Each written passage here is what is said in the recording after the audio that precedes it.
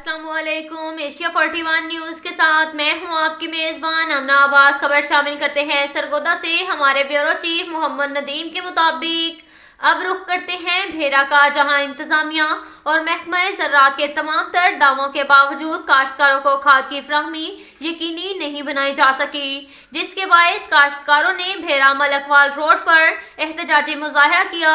تحصیل بھیرا میں کاشتکاروں کو کھاد کی فراہمی میں ناکامی کے باعث کاشتکاروں کا بھیرا ملکوال روڈ پر احتجاجی مظاہرہ۔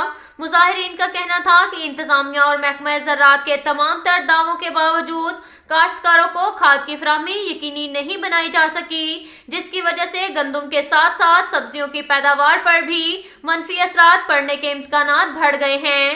پہلے بی اے پی گندم کی کاشت کے وقت مہنگے داموں فروخت کی جا رہی تھی، اب کاشت کے بعد استعمال کی جانے والی فاسفورسی اور نائٹروجنی کھادوں کی قیمتوں کو بحران پیدا ہو گیا ہے۔ فرٹیلائزرز کمپنیاں اور ڈیلرز مل کر کاشتکاروں کو لوٹنے میں مصروف ہیں، جبکہ تحصیل ایڈمنسٹریشن آفس میں موجود کھاد کی فراہمی کے لیے بنائے گئے سیل کے فوکل پرسن مہر خضر حیات ہرل کا کہنا تھا کہ ذمہ داروں کو بلا تفریق کھادوں کی فراہمی کو یقینی بنانے کے لیے انتظامیہ متحرک ہے۔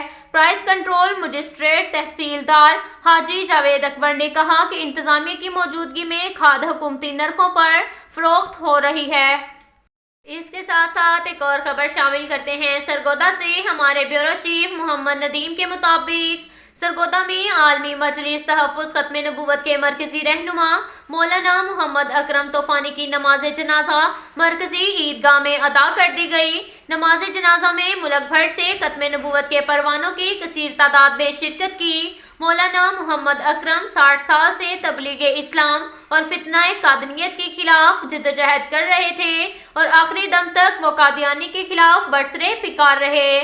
موت سے قبل بھی انہوں نے قادیانیوں کے خلاف سرگودا پریس کلب میں پریس کانفرنس سے خطاب کرنا تھا کہ اچانک ان کی طبیعت خراب ہو گئی، جو جان لیوا ثابت ہوئی۔ مولانا محمد اکرم طوفانی 1964 میں اٹک سے سرگودا منتقل ہوئے، یہاں پر تبلیغ اسلام کے لیے خود کو وقف کر دیا۔ آپ نے سرگودا میں رحمت للعالمین ہسپتال قائم کیا، جہاں پر غریب اور مستحق لوگوں کے لیے دل کی بیماریوں کا علاج کیا جاتا ہے۔